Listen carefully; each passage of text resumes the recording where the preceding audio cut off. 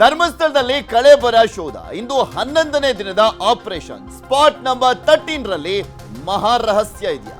ಕಲ್ಲೇರಿಯಲ್ಲೂ ಸಿಗದ ಅಸ್ಥಿಪಂಜರ ಬದಲಾಗುತ್ತಾ ತನಿಖಾ ಸ್ವರೂಪ.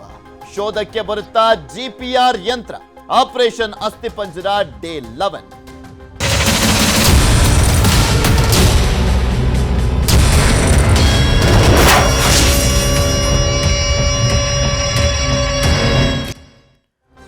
ಧರ್ಮಸ್ಥಳದಲ್ಲಿ ಶವಗಳನ್ನ ಹೂತಿಟ್ಟ ಆರೋಪದ ವಿಚಾರಕ್ಕೆ ಸಂಬಂಧಪಟ್ಟಂತೆ ಇಂದು ಸ್ಪಾಟ್ ನಂಬರ್ 13 ರಲ್ಲಿ ಉತ್ಖನನ ಡೌಟ್ ಅಂತ ಹೇಳಲಾಗ್ತಾ ಇದೆ. ಅನಾಮಿಕ ತೋರಿಸಿದ ರೀತಿಯಲ್ಲಿ ಇದುವರೆಗೂ ಆತ ಮಾಡಿದ ಆರೋಪಗಳಲ್ಲಿ ಎಲ್ಲೂ ಅಂತದ್ ಏನೂ ಸಿಗ್ಲಿಲ್ಲ. ಸ್ಪಾಟ್ ನಂಬರ್ 6 ಅನ್ನ ಹೊರತುಪಡಿಸಿ, ಅದು ಕಂಪ್ಲೀಟ್ ಅಸ್ಥಿಪಂಜರ ಅಲ್ಲ, ಅಸ್ಥಿಪಂಜರದ ಅವಶೇಷ. ಅದನ್ನ ಹೊರತುಪಡಿಸಿ ಇನ್ನೆಲ್ಲ ಕಡೆ ಸಿಕ್ಕಿದ್ದು ಬರೀ ಮಣ್ಣಷ್ಟೇ. ಮಣ್ಣನ್ನಾಗಿದ್ರು ಮಣ್ಣು ಮಾತ್ರ ಸಿಕ್ಕಿರುವಂಥದ್ದು. ಇನ್ನು SIT ಕೈ ಸೇರಿಲ್ಲ GPR machine. So spot number 13 ಒಂದು ಉತ್ಖನನ ಮಾಡಬೇಕು ಅಂದ್ರೆ GPR ಟೆಕ್ನಾಲಜಿಯನ್ನ ಬಳಸ್ಕೊಳ್ಳೋಣ ಅಂತ SIT ನಿರ್ಧಾರ ಮಾಡಿದೆಯಂತೆ. ಬೆಂಗಳೂರಿನಿಂದ ಬರಬೇಕಾಗಿರುವಂಥದ್ದು GPR ಮಿಷನ್ ಅಂದ್ರೆ ಗ್ರೌಂಡ್ ಪೆನಿಟ್ರೇಟಿಂಗ್ ರಡಾರ್ ಇದೆಯಲ್ಲ, ಅದು ಬೆಂಗಳೂರಿಂದ ಬರಬೇಕಾಗಿದೆ. ಇಲ್ಲಿಂದ ಹೋಗುವಂಥದ್ದೇನು ದೊಡ್ಡ ವಿಚಾರ ಅಲ್ಲ, ಆದ್ರೆ ಅದನ್ನೇನೋ ಬಾಡಿಗೆಗೆ ತಗೊಳ್ತಾ ಇದ್ದಾರೆ ಅನ್ನುವಂಥದ್ರ ಬಗ್ಗೆ ಮಾಹಿತಿ ಸಿಕ್ಕಿರುವಂಥದ್ದು. ಅದಕ್ಕೆ ಪರ್ಮಿಷನ್ ಎಲ್ಲ ಬೇಕಲ್ಲ, ಅದನ್ನು ಯೂಸ್ ಮಾಡುವಂಥ ನಿಟ್ಟಿನಲ್ಲಿ ಸೋಮವಾರ GPR ಯಂತ್ರ ಬರುವಂಥ ಸಾಧ್ಯತೆ ಇದೆ. ಸೊ ಹೀಗಾಗಿ ಇವತ್ತು ಇಲ್ಲ, ನಾಳೆನೂ ಕೂಡ ಇಲ್ಲ ಉತ್ಖನನ. ಆಲ್ಮೋಸ್ಟ್ ಕಳೆದ ಭಾನುವಾರನೂ ಕೂಡ ಅಷ್ಟೇ ಉತ್ಖನನ ಮಾಡಿರಲಿಲ್ಲ. ಬಿಕಾಸ್ ಅಲ್ಲಿರುವಂಥ ಎಲ್ಲ ಗೌರ್ಮೆಂಟ್ ಆಫೀಸರ್ಸ್ಗಳಿಗೆ ಸಂಡೇ ರಜೆ ಇರುವಂಥ ಕಾರಣಕ್ಕೋಸ್ಕರ, ಅಂದರೆ ACಗಾಗಿರ್ಬೋದು, ತಹಶೀಲ್ದಾರ್ಗಾಗಿರ್ಬೋದು, ಅಲ್ಲಿನ ಗ್ರಾಮ ಪಂಚಾಯತಿ ಅಧಿಕಾರಿಗಳಿಗಾಗಿರ್ಬೋದು, ಎಲ್ಲ ಸಂಡೇ ರಜೆ ಇರುವಂಥ ಕಾರಣಕ್ಕೋಸ್ಕರ ಸಂಡೇಸ್ ಮಾತ್ರ ಉತ್ಖನನ ಮಾಡ್ತಾ ಇಲ್ಲ.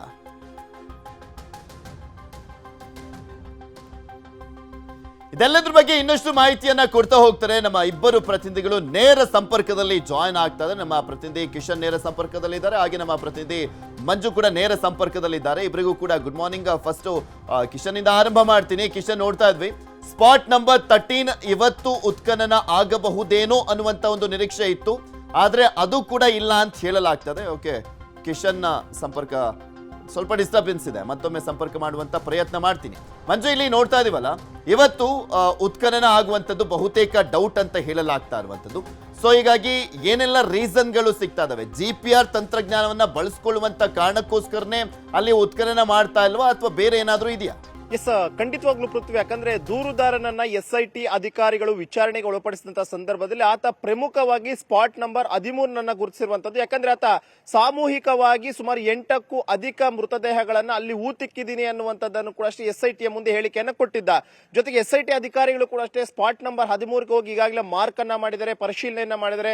ಪರಿಶೀಲನೆ ಮಾಡಿದಂತಹ ಸಂದರ್ಭದಲ್ಲಿ ದೂರುದಾರ ಅವತ್ತೇಳಿರುವಂತಹ ವಿಚಾರ ಏನು ಅಂತಂದ್ರೆ, ನಾನು ಊತಿಕ್ಕಂತಹ ಸಂದರ್ಭದಲ್ಲಿ ಸುಮಾರು 6 ಅಡಿಯಷ್ಟು ಮಾತ್ರ ಗುಂಡಿಯನ್ನು ಹಾಕಿದ್ದೆ. ಈಗ ಮಣ್ಣು ಅದರ ಮೇಲೆ ಸರಾಗವಾಗಿ ಬಿದ್ದಂತಹ ಪರಿಣಾಮವಾಗಿ ಸುಮಾರು 15 ಅಡಿಯಷ್ಟಾಗಿದೆ. ಆ ಒಂದು ಕಾರಣಕ್ಕೋಸ್ಕರನೇ ಇವತ್ತು SIT ಅಧಿಕಾರಿಗಳು ಸ್ಪಾಟ್ ನಂಬರ್ 13ರಲ್ಲಿ ಯಾವುದೇ ಉತ್ಖನನ ಕಾರ್ಯವನ್ನ ಮಾಡಿಲ್ಲ. ಯಾಕಂದ್ರೆ 15 ಅಡಿಯಷ್ಟಿರುವಂತಹ ಮಣ್ಣನ್ನು ಎತ್ತುವಂತದ್ರಿಂದ ಭೌಗೋಳಿಕವಾಗಿ ಒಂದಷ್ಟು ಸಮಸ್ಯೆಗಳು ಎದುರಾಗುತ್ತೆ ಅನ್ನುವಂತ ಒಂದು ಕಾರಣಕ್ಕೋಸ್ಕರನೇ ಈ ಒಂದು ಕೆಲಸವನ್ನ ಮಾಡೋದಕ್ಕೆ SIT ಅಧಿಕಾರಿಗಳು ನಿರ್ಧಾರವನ್ನ ಮಾಡಿರಲಿಲ್ಲ. ಬದಿಗಾಲ ಹಿರಿಯ ಅಧಿಕಾರಿಗಳ ಜೊತೆ ಚರ್ಚೆ ಮಾಡಿದ ಸಂದರ್ಭದಲ್ಲಿ GPR ಯಂತ್ರವನ್ನ ಬಳಕೆಯನ್ನ ಮಾಡಿಕೊಂಡು ಅಲ್ಲಿ ಮೃತದೇಹಗಳು ಇದೆಯಾ ಇಲ್ವಾ ಅನ್ನುವಂಥದ್ದನ್ನ ಮೊದಲನೇದಾಗಿ ಚೆಕ್ ಮಾಡೋಣ. ಅಲ್ಲಿ ಏನಾದ್ರೂ ಮೃತದೇಹಗಳಾಗಿರ್ಬೋದು, ಮೂಳೆಗಳಾಗಿರ್ಬೋದು, ಯಾವುದಾದ್ರೂ ಕಂಡು ಬಂದಲ್ಲಿ ಮಾತ್ರ ಅಲ್ಲಿ ಉತ್ಖನನ ಕಾರ್ಯ ಮಾಡೋಣ. ಇಲ್ಲ ಅನ್ನಂತ ಪಕ್ಷದಲ್ಲಿ ಅಲ್ಲಿ ಉತ್ಖನನ ಕಾರ್ಯವನ್ನ ಕೈ ಬಿಡೋಣ ಅನ್ನುವಂತ ಒಂದು ನಿರ್ಧಾರಕ್ಕೂ ಕೂಡ ಅಷ್ಟೇ ಬಂದಿದ್ರು. ಆ ಒಂದು ಕಾರಣಕ್ಕೋಸ್ಕರ ನಿನ್ನೆ ಹಿರಿಯ ಅಧಿಕಾರಿಗಳು ಕೂಡ ಈಗಾಗಲೇ ಬೆಂಗಳೂರಿಗೆ ಹೋಗಿದ್ದಾರೆ. ಅದರಲ್ಲೂ ಕೂಡ ಪ್ರಣಬ್ ಮೊಹಂತಿ SIT ಚೀಫ್ ಆಗಿರ್ಬೋದು ಮತ್ತು IGP ಆಗಿರುವಂತಹ ಅನುಚೇತ್ ಅವರು ಕೂಡ ಬೆಂಗಳೂರಿಗೆ ಹೋಗಿದ್ದಾರೆ.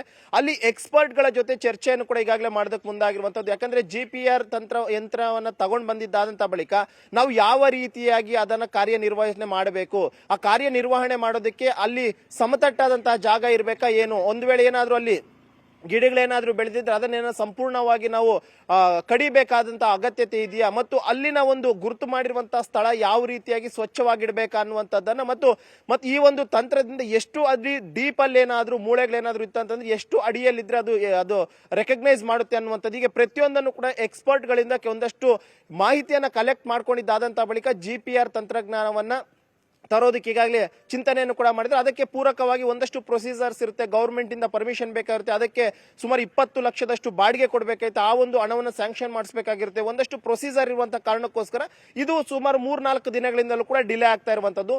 ಬಹುತೇಕ ಪೊಲೀಸ್ ಅಧಿಕಾರಿಗಳು ಹೇಳುವಂತಹ ಮಾಹಿತಿಯ ಪ್ರಕಾರವಾಗಿ ಸೋಮವಾರದಂದು, ಯಾಕಂದ್ರೆ ನಿನ್ನೆ ಬೆಂಗಳೂರಿಗೆ ಹೋಗಿರುವಂತಹ ಹಿರಿಯ ಅಧಿಕಾರಿಗಳು ಮತ್ತೆ ವಾಪಸ್ ಸೋಮವಾರ ಬೆಳ್ತಂಗಡಿಗೆ ವಾಪಸ್ ಆಗ್ತಾ ಇದ್ದಾರೆ. ಬಹುತೇಕ ಸೋಮವಾರವೇ GPR ಯಂತ್ರದ ಮೂಲಕವೇ ಆ ಅಧಿಕಾರಿಗಳು ಕೂಡ ಅಷ್ಟು ಬರುವಂತಹ ನಿರೀಕ್ಷೆ ಕೂಡ ಹೆಚ್ಚಾಗಿರುವಂತದ್ದು. ಬಹುತೇಕ ಒಂದ್ ವೇಳೆ GPR ಯಂತ್ರ ಏನಾದ್ರೂ ಬಂತು ಅಂತಂದ್ರೆ ಅದನ್ನ ಆಪರೇಟ್ ಮಾಡುವಂತಹ ಎಕ್ಸ್ಪರ್ಟ್ ಕೂಡ ಅಷ್ಟು ಅದರ ಜೊತೆಯಲ್ಲಿ ಬರ್ತಾರೆ. ಬಹುತೇಕ ಸೋಮವಾರ ಬಂದ್ರೆ ಸೋಮವಾರದಿಂದಲೇ ಈ ಒಂದು ಸ್ಪಾಟ್ ನಂಬರ್ 13ರಲ್ಲಿ ಒಂದಷ್ಟು ಉತ್ಖನನ ಕಾರ್ಯಗಳು ಆಗುವಂತಹ ಸಾಧ್ಯತೆಗಳು ಹೆಚ್ಚಾಗಿರುತ್ತೆ.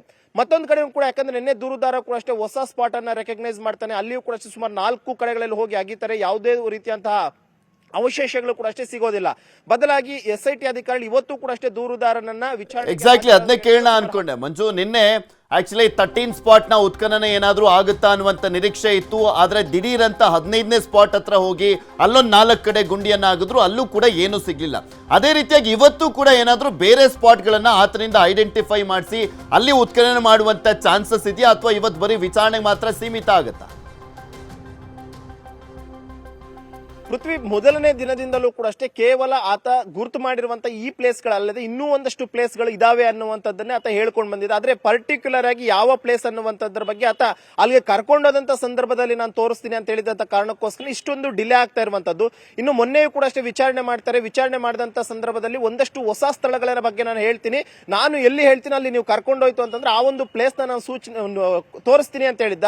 ಈ ಕಾರಣಕ್ಕೋಸ್ಕರ ನಿನ್ನೆ ಖುದ್ದಾಗಿ ಅಧಿಕಾರಿಗಳು ಆತನನ್ನ ಕರ್ಕೊಂಡು ಹೋಗ್ತಾರೆ. ಕರ್ಕೊಂಡು ಹೋಗಿ ಕಲ್ಲೆರೆ ಭಾಗಕ್ಕೆ ಹೋದಂತ ವೇಳೆಯಲ್ಲಿ ಅರಣ್ಯ ಭಾಗದಲ್ಲಿ ಒಂದು ಪ್ಲೇಸ್ ಅನ್ನ ಆತ ಗುರುತು ಮಾಡ್ತಾನೆ. ಆ ಗುರುತು ಮಾಡಿದಂತ ಪ್ಲೇಸ್ ನಲ್ಲಿ ಮೊದಲನೇ ಬಾರಿ ಆಗಿರ್ತಾರೆ, ಅಲ್ಲಿ ಏನು ಕೂಡ ಸಿಗೋದಿಲ್ಲ.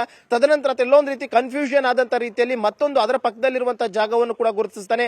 ಹೀಗೆ ಆತ ಒಟ್ಟು 4 ಜಾಗಗಳನ್ನ ಗುರುತಿಸ್ತಾನೆ. 4 ಜಾಗದಲ್ಲೂ ಕೂಡ ಸುಮಾರು 6 ಅಡಿಯಷ್ಟು ಮಣ್ಣನ್ನ ತೆಗಿತಾರೆ. ಆದ್ರೆ ಅಲ್ಲಿ ಮಣ್ಣು ಬಿಟ್ರೆ ಬೇರೆ ಯಾವುದೂ ಕೂಡ ಅಷ್ಟೇ SIT ಅಧಿಕಾರಿಗಳಿಗೆ ಸಿಕ್ಕಿಲ್ಲ. ಬದಲಾಗಿ ಸಂಜೆ 5:30 ಕೂಡ ಅಷ್ಟೇ ಬೇರೆ ಬೇರೆ ಭಾಗದಲ್ಲಿ ಹಗಿಯುವಂತ ಒಂದು ಕೆಲಸವನ್ನು ಮಾಡಿದ್ರು ಕೂಡ ಅಷ್ಟೇ ಯಾವುದೇ ರೀತಿಯಂತ ಪ್ರಯೋಜನ ಆಗಿರೋದಿಲ್ಲ.